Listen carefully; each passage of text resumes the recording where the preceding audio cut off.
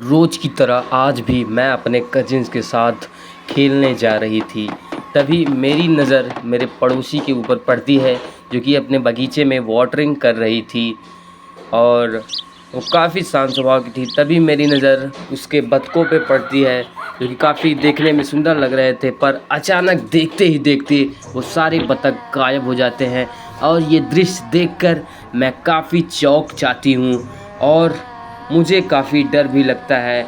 और मुझे मेरी दादी माँ द्वारा बताए गए बात का याद आता है कि हमारे पड़ोस में पुराने घर के आसपास कई बार एक काली आत्माओं को देखा गया है। और ये सब सुनकर मैं काफ़ी चौंक जाती हूँ।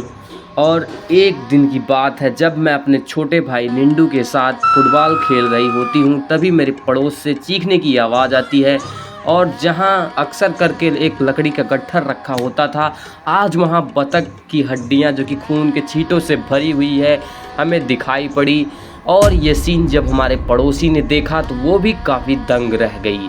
जब मैंने ध्यान से देखा तो उन हड्डियों में खून के छींटों के साथ इंसेक्ट्स अंदर बाहर हो रहे थे।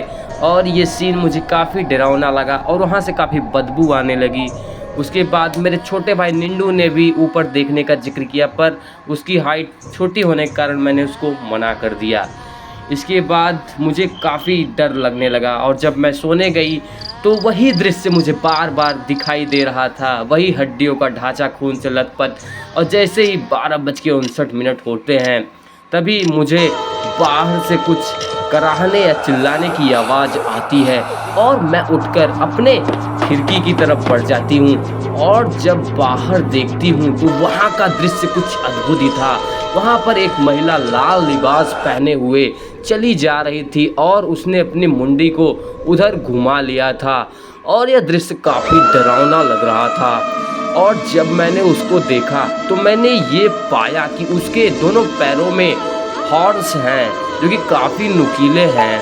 उसके बाद उसने जो किया वो ज़मीन पे लेट गई और उसने अपने मुंडी को घुमा लिया और उसकी मुंडी काफ़ी भयानक लग रही थी, जो कि कंकाल की तरह थी। उसने मुझे डराने की पूरी कोशिश की और वह उसमें सफल भी हुई। मैं काफ़ी डर चुकी थी।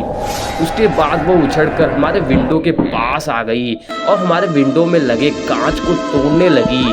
और ये सब दृश्य देखकर मेरी हालत पूरी की पूरी बिगड़ चुकी थी और मैं फिर से चिल्लाई और उसने मेरे कांच को तोड़ने की कोशिश की, पर कांच के मजबूत होने के कारण वह तोड़ नहीं पाई और अब मुझे रोना भी आ रहा था। मैंने उसकी आंखों में वही कीड़े मकोड़े देखे जो कि हड्डियों पे देखे थे और ये दृश्य काफ़ी डरावना था। इसके बाद जब मैंने देखा तो घड़ी में 4 बज गए थे।